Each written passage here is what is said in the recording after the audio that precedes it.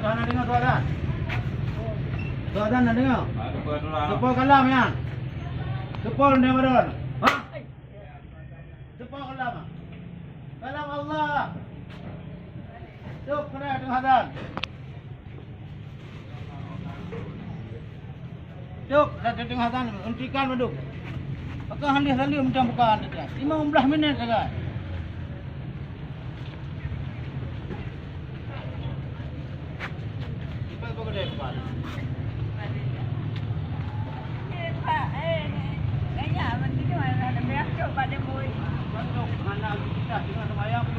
Dengar semayang puyuh dah.